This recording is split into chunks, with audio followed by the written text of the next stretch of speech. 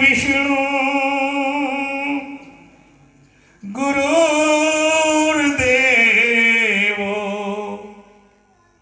महेश्वर गुरु साक्षात् ब्रह्म तस्मै श्री गुरुवे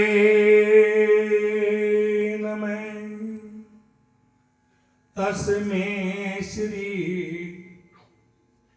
गुरुवे नमः। हे मेरी प्यारी साध संगत, धर्म, अर्थ, काम और मोक्ष। भगवान वाल्मीकि महाराज ने इस मोक्ष के 4 द्वार फल बताए हैं: धर्म, अर्थ, काम और मोक्ष। धर्म कौन सिखाता है संसार में? धर्म को सिखाने वाली माता है।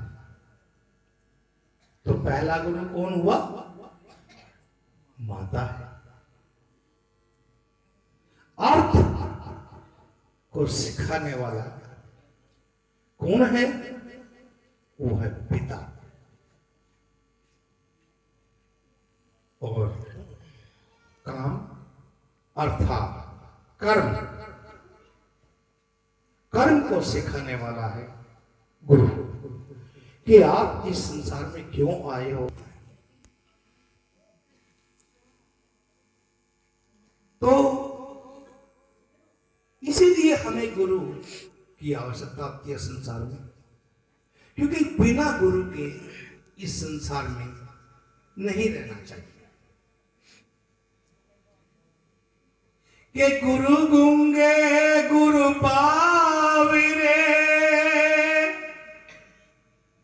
गुरु ते रखियो हेत वे नरे ऐसे जांगे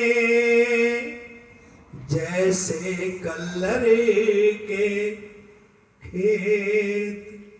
कि जिस कल्लर के खेत में कभी भूमि उपजाऊ नहीं हो सकती, वो भूमि कभी अन्न पैदा नहीं कर सकती। इसी प्रकार नुगरा इंसान भी कभी फल नहीं दे सकता। इसीलिए कहा गया कि ध्यान मूलम गुरोर्मूर्ति पूजा मूलम गुरो पदम मंत्र मूलम गुरोर्वाक्य मोक्ष मूलम गुरु कृपा मोक्ष मूलम गुरु कृपा। हे मेरे साध संगत, अगर आप कभी भी पूजा पाठ करते हैं और आप ध्यान कर रहे हैं, तो ध्यान का मूल क्या है? ध्यान का मूल है गुरु की मूर्ति। ध्यान मूलम गुरुर मूर्ति। अगर आप इस संसार में आप गुरुमुख हो चुके हैं, आपने गुरु को धारण कर लिया है, तो जब भी ध्यान करें, परमात्मा के भजन में बैठे, तो आप गुरु की मूर्ति का ध्यान करना शुरू करें।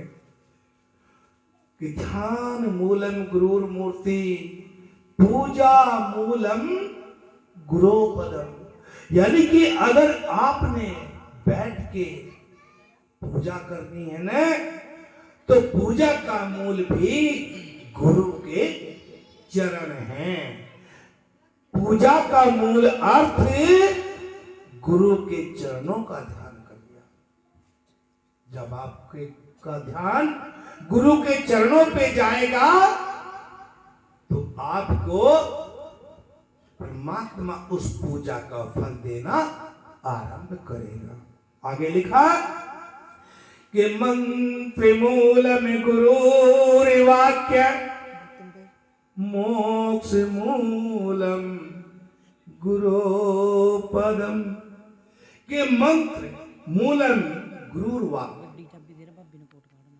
अगर आपने कभी मंत्रों का उच्चारण करना है, जानना है कि मुझे फल कैसे मिलेगा, तो मंत्र मूलम गुरुर्वाक्य, कि गुरु के कहे हुए शब्दों को ध्यान करिए। कि एक दिन गुरु जी ये बता रहे थे, मंत्र पढ़ना शुरू हो जाएगा। लेकिन अगर गुरु को आप लोग गुरु बोलते हैं, गु प्लस रू, गु प्लस रू, गु का मतलब अंधेरा और रू का मतलब है प्रकाश। अंधेरे से प्रकाश की ओर ले जाने वाले को गुरु कहा गया है।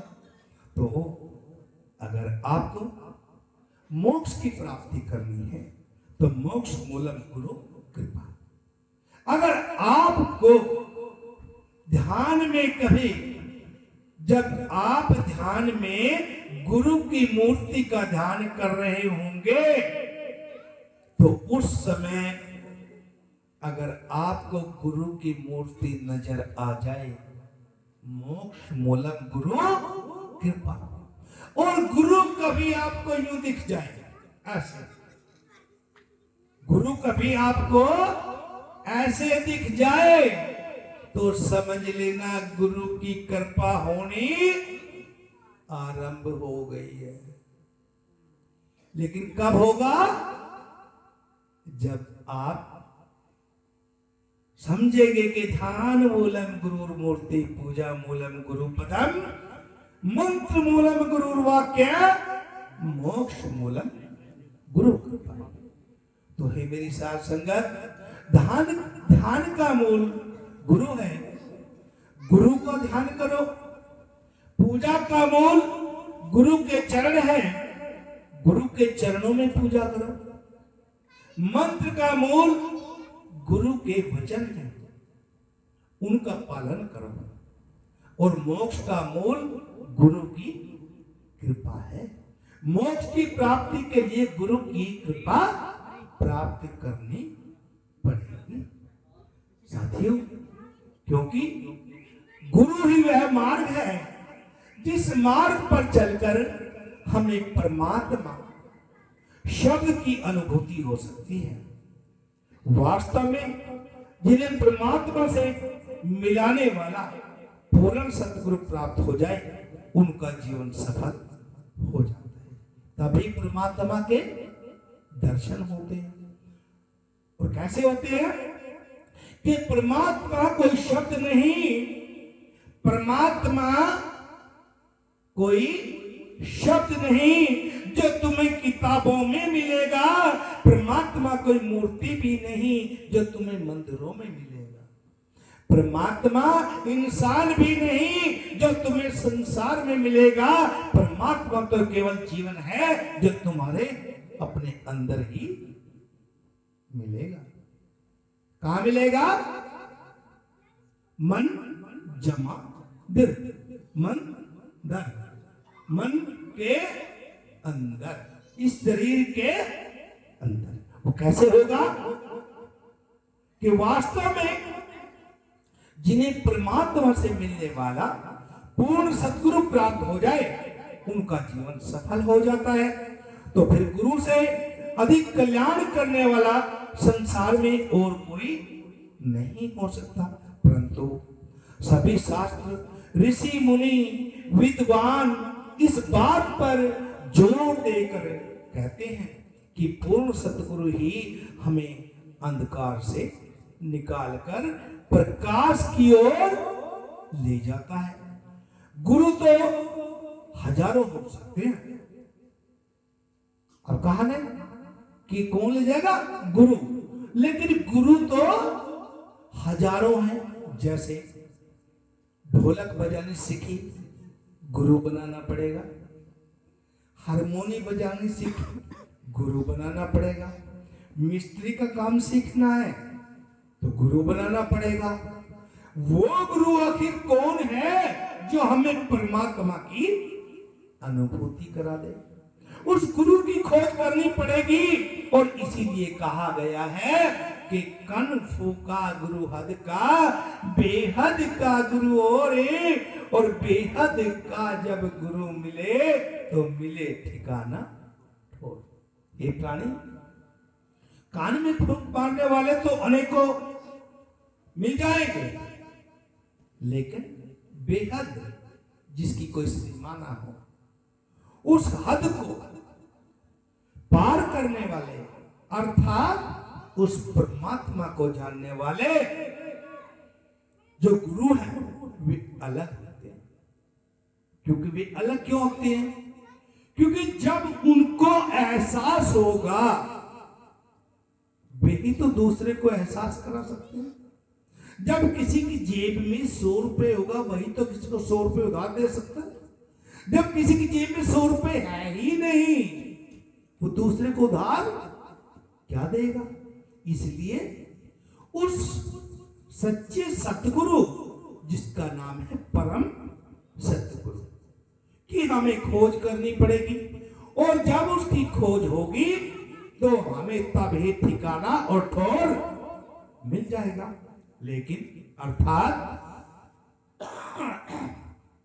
कान में फूंक मारने वाले गुरु तो अनेक मिल जाएंगे, परंतु बेहद परमात्मा के विषय में जानने वाला पूर्ण सतगुरु तो लाखों में भाग्य से कोई एक ही मिलेगा।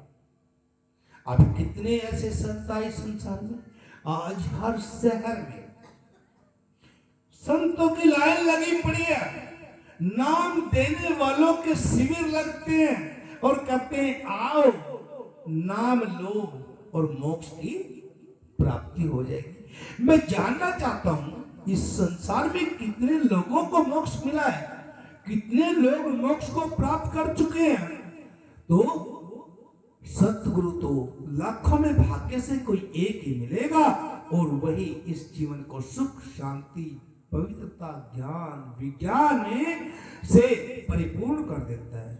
जब श्री कृष्ण जी की संपूर्ण जब श्री कृष्ण जी को संपूर्ण संत कौन थे? उसके गुरु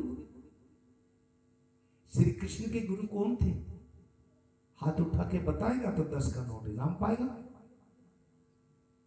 नहीं, संदीपन ऋषि जी थे।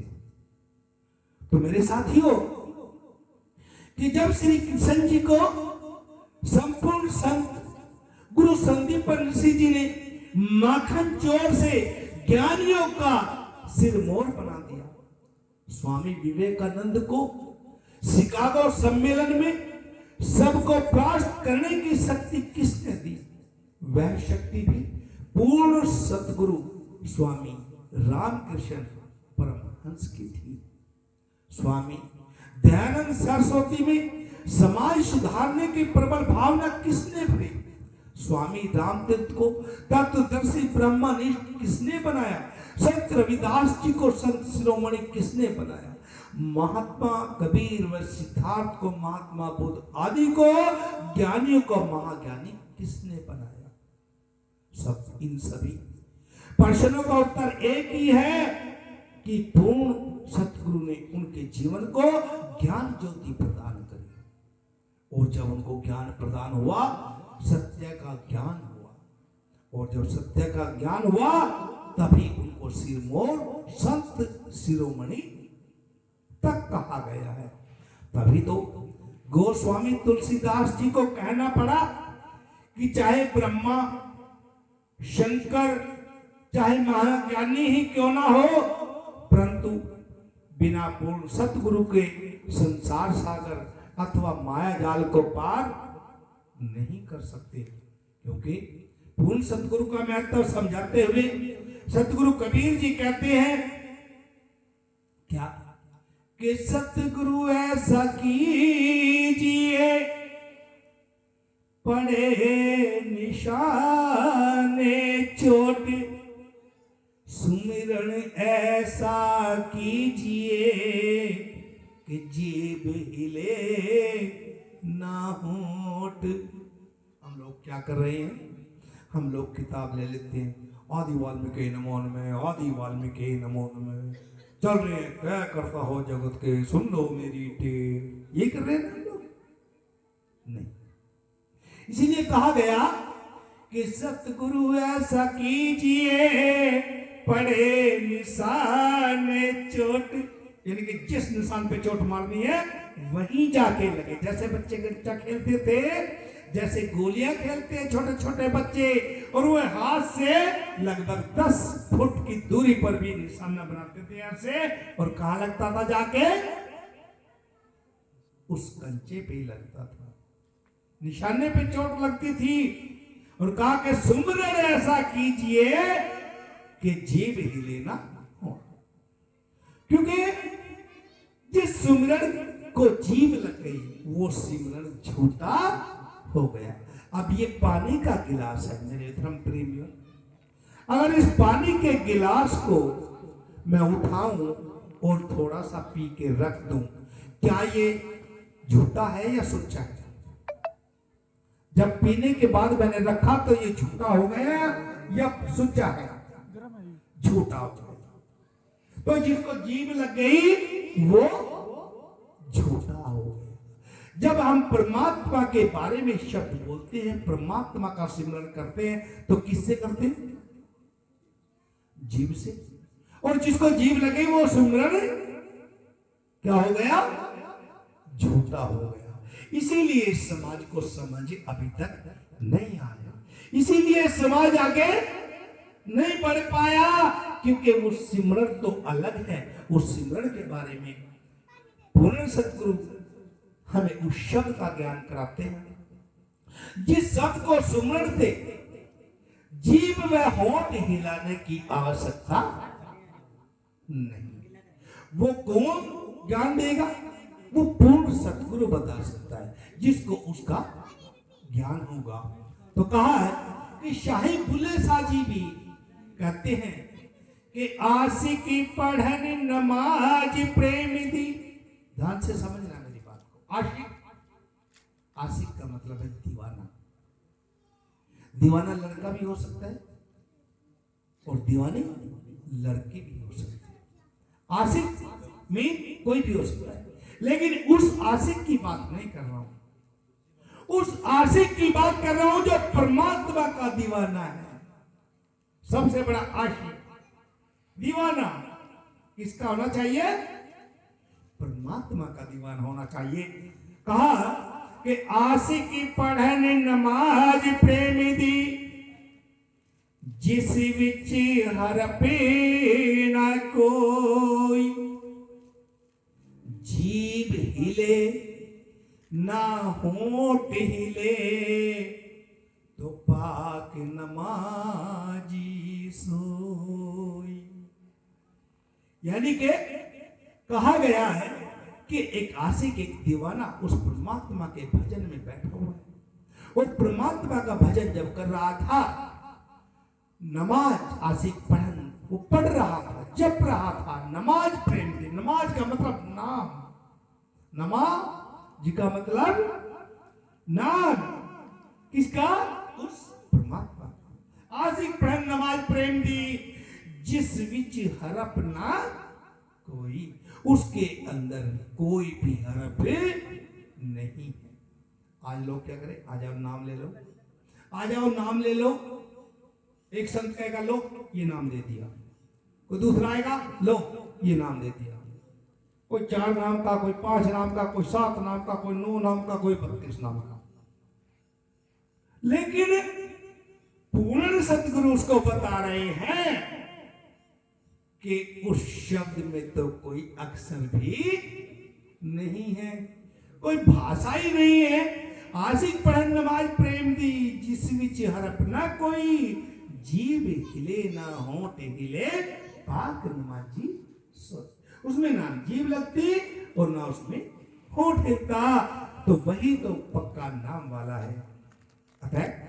वह शब्द निराला है, उस शब्द को केवल पूर्ण सतगुरु ही बता सकता है। वह शब्द तो शक्ति है, क्योंकि शब्द से ही सृष्टि की रचना हुई है। इसी शब्द के बारे गुरु नानक जी कहते हैं कि शब्दों धरती, शब्दों आकाशा, शब्दों शब्द भयो प्रकाशा। सगली सृष्टि शब्द के पाछे, नानक शब्द घटे घटी अच्छे। गुरु नानक देव जी बता रहे हैं कि सारा संसार उस शब्द से पैदा हुआ है, तो वह शब्द किसी भाषा का हो ही नहीं सकता, क्योंकि हिंदी कब आई? मात्र 50-100 साल पहले। इंग्लिश कब आई? मात्र 1000 साल पहले। उर्दू कब आई? 1444 साल पहले। आखिर वो नाम जिससे सृष्टि रची गई वो किस भाषा का होगा? वो किसी भाषा का भी शब्द नहीं है। अब क्यों नहीं? क्योंकि ये भाषाएं तो सृष्टि सर्जन होने के बाद बनी है, अर्थात वह शब्द ओंकार, अल्लाह, ब्रह्म, अल्लाह, खुदा, वाल्मीकि ही है, जिससे सारी सृष्टि की उत्पत्ति हुई है। लेकिन उस तक पहुंचा कैसे? इन शब्दों तक पहुंचा कैसे जाए? उसी के लिए बताया सार शब्द। वही सार शब्द, सार शब्द और सार नाम में फर्क क्या है? साथियों, बहुत लोग कहते हैं सार नाम है, बहुत कहते हैं उसको सार शब्द है, बहुत कहते हैं सत्य नाम है। आखिर ये असली चीज है क्या जिसको हम जपे? क्योंकि सत्य नाम तो संकेत है, सत्य तो संकेत है। जैसे मेरे माथे पे लगे हुई इस चिन्ह को आप देख रहे होंगे, इसको लोग बोलते हैं पावन सत्य चिन्ह। क्या बोलते हैं? पावन सत्य चिन्ह। यानी कि पावन है, सत्य भी है। यानी कि पावन का मतलब परम, सत्य का मतलब सत्य। परम सत्य है, लेकिन आगे क्या कहा? चिन्ह है। पावन सत्य चिन्ह है। चिन्ह तो है, नाम क्या है? चिन्ह का मतलब संकेत है। ये बता दिया ये पवन सत्य है, परम सत्य है, लेकिन क्या है? खोजना पड़ेगा। तो साथियों, इसी शब्द के बारे में होली बाइबल में भी लिखा है कि in the beginning God created the heaven and the earth was without form and void and darkness was upon the moon, upon the face of the water। यानी कि आदि में परमेश्वर ने आकाश और पृथ्वी की सृष्टि की। पृथ्वी बेडोल और सुनसान पड़ी थी तथा परमेश्वर की आत्मा जल के ऊपर मंडलाती थी। इसलिए सार सदाचार्य वेश महात्मा हीरालाल विक्कल जी इलाहाबादी अपने ग्रंथ अवतार में सृष्टि रचना का वर्णन करते हुए इस प्रकार लिखते हैं कि था स्वच्छ निर्मल सूक्ष्म स्वरूप, वह विमल प्रकाश निराला था निराकार निर्विकार निर्गुण, आप ही आप उजियाला था। थी निराधुंध आदृष्ट ज्योति, फिर ज्योति स्वरूप साकार हुई। सब प्रेम मगन हो श्रवण करो, सृष्टि रचना किस प्रकार हुई। कि हो गई ज्योति से ज्योत प्रकट, एक दिव्य रूप प्रकाश हुआ, और जल कमल के ऊपर आप रूप प्रभु वाल्मीकि साकार। तो कौन है सृष्टि का रचयिता? जरा बोलिए जरा जोर से। तो एक बार जयकारा लगा, जो बोले सो हो निभया। तो मेरे धर्म प्रेमियों, प्रभु ऋषिनाथ रत्नाकर जी प्रथम आदि धर्म गुरु पूर्ण संत गुरु महाराज ने पूरे भारतवर्ष में महाप्रभु भगवान वाल्मीकि जी के प्रकट वरदान एवं गुप्त रहस्य को बताकर मानव समाज को धन्य कर दिया और भगवान वाल्मीकि जी को कमलेश्वर सिद्ध कर दिया। उन्होंने मानव को समझाते हुए सार शब्द गागर में सागर नाम का एक ग्रंथ भी लिखा है। उन्होंने बताया कि जिस प्रकार देवी भागवत पुराण में शंकर जी से पार्वती पूछती है, हे शिव आप मुझे बताओ मैं किस नाम का जाप करूं? कौन पूछती है? आप बोलिए। पार्वती। मैं ये जानना चाहता हूं कि आप मेरी बात को सुन भी रहे हैं क्या नहीं सुन रहे? कौन पूछती है? पार्वती कहती है कि हे शिव आप ये बताएं, आप चले जाते हो, मुझे कोई ऐसा नाम बता दीजिए जिसको मैं जग के भव से पार हो जाऊं। तो उस समय शिव जी शंकर भगवान जी कहते हैं कि आप पार्वती आज मैं तुझे कुछ ऐसी चीज बताना चाहता हूं। और वो उसको बताने के लिए अमरनाथ चले जाते हैं और वहां बताया गया कि अमरनाथ की अमर गुफा में अमर कथा जब बतलाई, उस अमरनाथ की गुफा में बैठ के अमरनाथ की अमर गुफा में अमर कथा जब बतलाई, जब पार्वती को एक कथा शंकर ने बताई और वो कथा थी जिसका वो नाम बताया, उसी नाम से वो अमरनाथ धाम बन गया, वो अमरनाथ का तीर्थ बन गया। देखिए क्या बताया, तो पार्वती को कहते हैं कि हे देवी कि जान आदि कवि नाम प्रताप, हे पार्वती तू आदि कवि के नाम को प्रताप वाला समझ। जान आदि कवि नाम प्रताप, भय हो शुद्ध कर उल्टा जापो। हे पार्वती भय हो शुद्ध कर उल्टा जापो। किसी लिखने वाले ने भय हो नहीं लिखा, भयो लिख दिया उसको, पोस्ट बनाई किसी ने तो उसमें भयो लिख दिया, भयो। और जब शब्दों का ही ज्ञान नहीं होगा तो पोस्ट संपूर्ण कैसे होगी, अर्थ कैसे संपूर्ण आएंगे?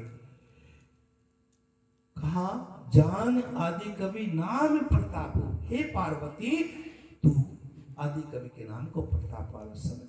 भय हो शुद्ध कर उल्टा जापो। हे पार्वती अगर इस नाम को तू आदि कवि के नाम को उल्टा करके जपेगी तो हर भय से मुक्त हो जाएगी। सहस्र नाम सम सुन शिव वाणी, जपी तेई संग प्रिय भवानी। हे पार्वती ये अकेला नाम ही, अकेला भगवान वाल्मीकि का नाम ही हजारों नामों के बराबर है। कौन कर रहा है? शिव जी। किसको कर रहा है?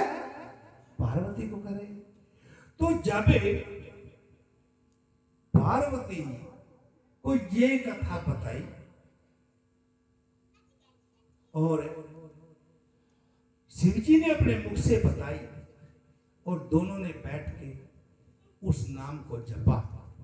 किस नाम को? वाल्मीकि। तो मेरी बेटियों, मेरी बहनों, मेरी माताओं, क्या आपको वाल्मीकि का शब्द नहीं जपना चाहिए? अपने घर में पूजा पाठ नहीं करनी चाहिए? करनी चाहिए। तो इसीलिए उन्होंने कहा कि 184 योनि में उत्तम मानुष दे।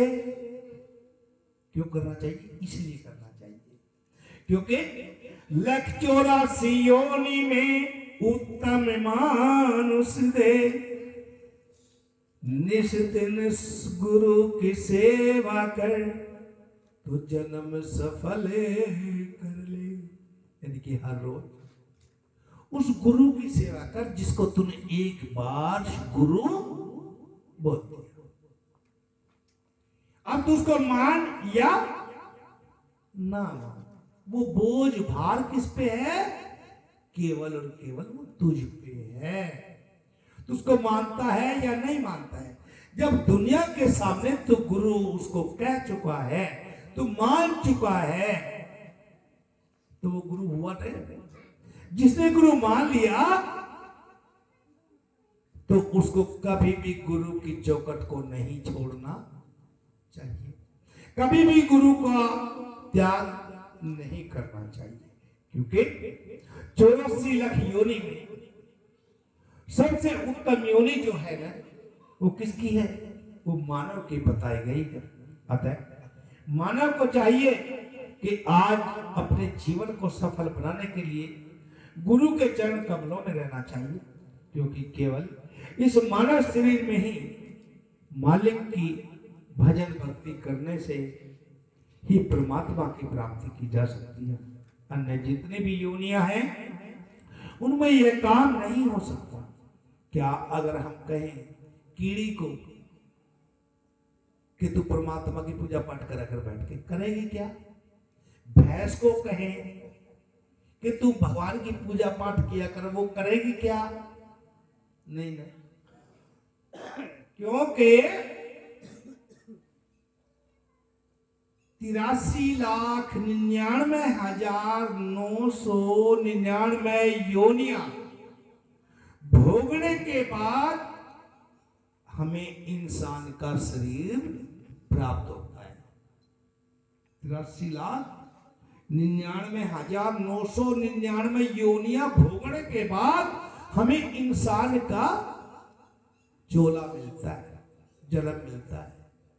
और इस जन्म में यानी कि इतने वर्षों के बाद तो शरीर मिला, और इस शरीर को भी अगर हम पाखंड में बिता दें, इस शरीर को भी अंधविश्वास में गवा दे, इस शरीर से भी कोई अच्छा कर्म ना करके जाएं, समाज के हित में ना लगा के जाएं, इस जीवन को देवताओं ने पाने के लिए हजारों साल तपस्याएं की है, उनको भी ये जीवन नहीं मिला है, क्योंकि वे भी तड़प रहे हैं इंसान का जन्म लेने के लिए। क्योंकि सबसे उत्तम ये जीवन है। आप चाहे नर में आए या नारी में आए, है तो इंसान।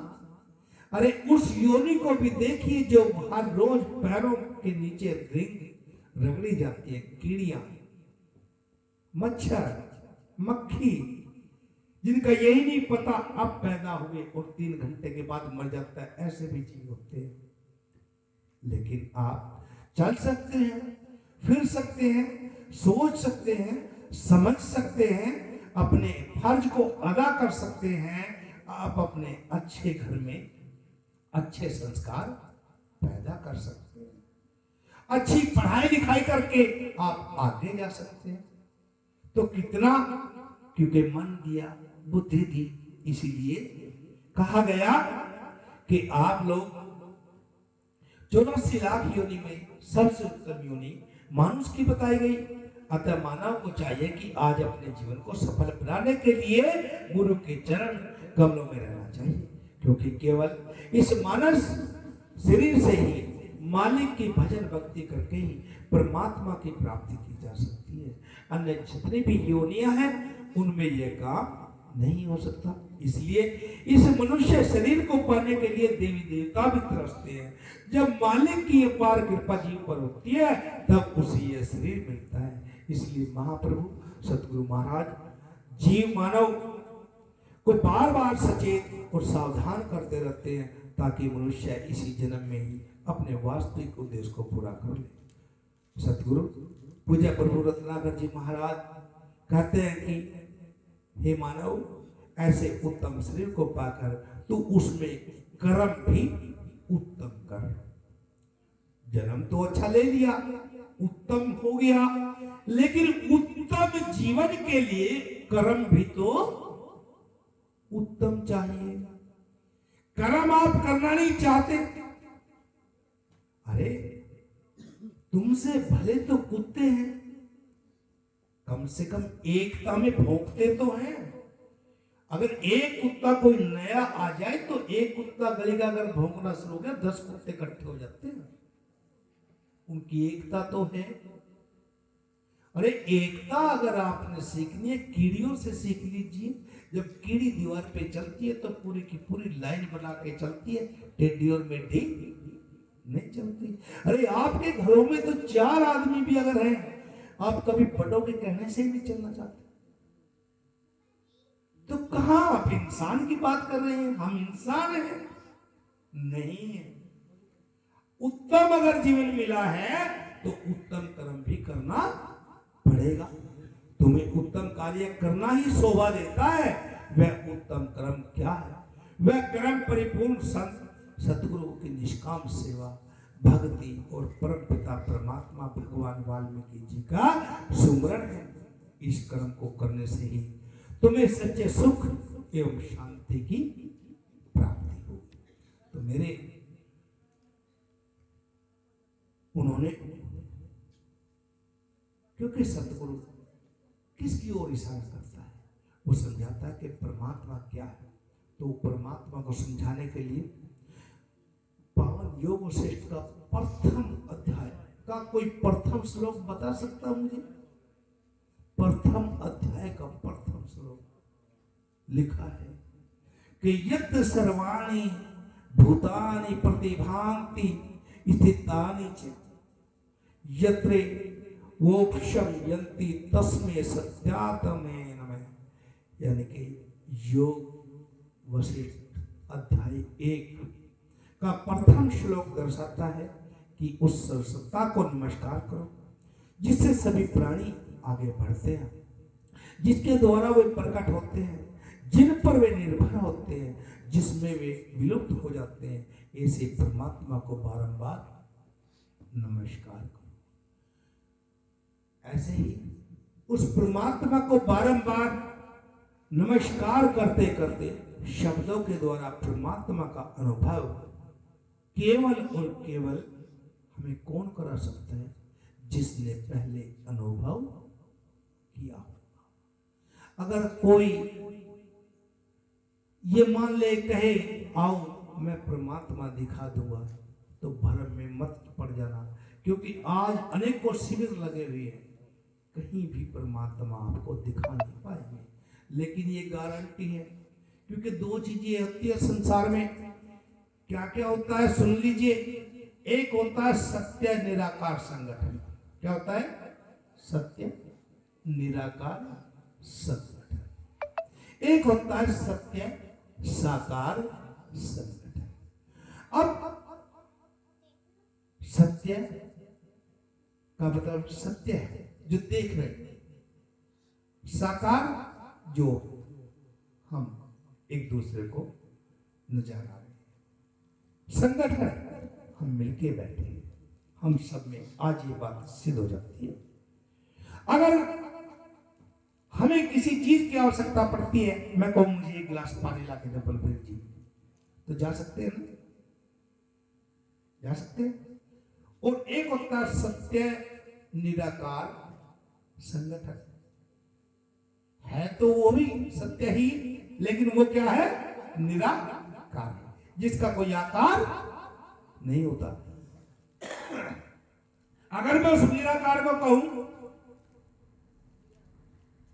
जीत मैंने देखा था पहले, तेरे पिताजी को मैंने देखा है, अब वो क्या है? वो निराकार हो चुके हैं, वो इस संसार में नहीं है। अगर मैं कहूं जीत मामा जी मुझे 1 गिलास पानी लाओ, क्या जीत मामा आके पानी मुझे दे सकता है? नहीं दे सकता। इसलिए सत्य निराकार संगठन है, इसको नकारा नहीं जा सकता। लेकिन सत्य साकार निराकार संगठन जो है वो बिना साकार के संपूर्ण नहीं कर सकता। संपूर्ण साकार करेगा और सफल आशीर्वाद करेगा। तो हमें दोनों शक्तियों की जरूरत है। इसीलिए प्रथम किसकी है? वो साकार की है। तो आइए कि वैसे तो आज भाग्य से ही ऐसे संत प्राप्त किए जा सकते हैं, और ऐसे संतों के बारे में कबीर साहब जी ने भी कितना खोल के लिखा है कि आग लगी आकाश में तो झड़ झड़े गिरे अंगारे, संत न होते जगत में तो जल मरता संसार। तो बताइए कि आग लगी आकाश में, वो आग कैसे लगी आकाश में? और कहा कि झड़ झड़ गिरे अंगार। अब उधर से क्या बरस रहे हैं? अंगार। अब वे कौन से किसने देखी है? आग लगी आकाश में, झड़ झड़ गिरे अंगारे, संत ना होते जगत में तो जल मरता संसार। देखिए, कहीं जाने की जरूरत नहीं है मेरे धर्म प्रेमियों। इसीलिए मैं बार बार कहता हूं, ज्ञान वो समुद्र है, वो खजाना है कि न जाने वो किसी अपने से छोटे के पास भी मिल सकता है, अपने से बड़े के पास भी मिल सकता है। लेकिन अगर आप चाहो कि बड़े बड़े साधुओं, जटा वाले आगे भाई उनके पास मिल जाए, नहीं, जरूरी नहीं है। क्योंकि आग लगी आकाश में, आकाश कौन सा है साथियों? आपका आकाश कौन सा है? आप सबका बताएंगे आप? पांचों तत्व का यह शरीर है, आपका आकाश कौन सा है? आग लगी आकाश, आकाश का मतलब यहां यह आकाश है। आग लगी आकाश में, आग का मतलब है क्रोध। जब आपके दिमाग में गुस्सा आएगा तो बाप बेटी को पीटते हुए भी लहजा नहीं करता। जब आपको क्रोध आ जाएगा तो बेटे का भी कत्ल कर देगा। अगर किसी को भी क्रोध आ जाए तो पल में ही अपने घर का सत्यानाश हो सकता है। कि आग लगी, आग का मीन अग्नि। जब अग्नि तत्व आपके अंदर जागा, क्रोध आएगा, और क्रोध को अगर आप विनाश की ओर ले गए तो आग लगी आकाश में, यहां आग लग जाएगी। झड़ झड़ गिरे अंगारे, तो मुख से क्या निकलने शुरू हो जाएंगे? तेरी माँ की, तेरी थी की, तेरी आगरा वगैरह क्या निकलेगा? मुख से गंदी गालियां। ये है वो अंगार। आग लगी आकाश में तो झड़ झड़ गिरे अंगारे, और संत ना होते जगत में, यानी कि ये जगत तो जल मरता। संत का मतलब क्या है? शांति, त्याग, विवेक है। अगर विवेक के द्वारा काम ना लिया जाए और समझाना जाए कि अगर ये कुल्हाड़ी मेरे हाथ में आ गई है, मुझे गुस्से में ये मारनी है या नहीं मारनी है, विवेक नहीं जागा तो क्या होगा? खून हो जाएगा, जीवन नरक बन जाएगा। लेकिन संत ना होते जगत में तो जल मरता संसार। और बुद्धि से कहा, नहीं रुक, इतना क्रोध भी मत कर, इतना गुस्सा भी मत कर कि तेरा नरक जीवन ही नरक बन जाए। इसलिए कि वैसे तो कि संत ना होते जगत में तो जल मरता संसार, तो ये विवेक हमारे इस शरीर में है। इसीलिए इस पूरे शरीर को विवेक के द्वारा ही बचाया जा सकता है। अन्यथा आपने देखा होगा कि गुस्से के अंदर, क्रोध के अंदर कई लोग दीवाने, पागल क्या करते हैं? अपने आप को मिटाने की सोच लेते हैं। मैं जहर खा के मर जाऊंगी, मैं जहर खा के मर जाऊंगा, मैं घर छोड़ के चला जाऊंगा, घर छोड़ के चली जाऊंगी। क्या है ये? दीवानापन। और इस दीवानेपन में कभी भी अंधा नहीं होना चाहिए। क्यों नहीं होना चाहिए? क्योंकि अगर यही दीवानापन, यही क्रोध अगर आ गया, हमारा सत्यानाश हो जाएगा और हमारे न घर की, न खानदान की और ना ही कुल की मर्यादा बचेगी। तो इसलिए कहा गया कि संसार में कि प्राणियों को भी अपनी तर्क बुद्धि के द्वारा समझना होगा कि जब तक गुरु मिले नहीं साक्षात, 10-20 करो या करो 50। अगर आपने पहले गुरु बना भी लिया हो और आज तक उस गुरु ने आपको कोई चमत्कार या परमात्मा का दर्शन ही नहीं कराया हो, तो ऐसे गुरु को तुरंत त्याग करो। त्याग करने के बाद उस गुरु के पास आप नाम लीजिए, तब आपका उद्धार हो सकता है। अन्यथा कि हम लोग ऐसे ही आए और ऐसे ही चले जाएंगे। संसार में कुछ प्राप्त करने के लिए हमें गुरु का धारण करना बहुत जरूरी है। तो साथियों, चंद प्रचार में आपके लिए ये बोले हैं।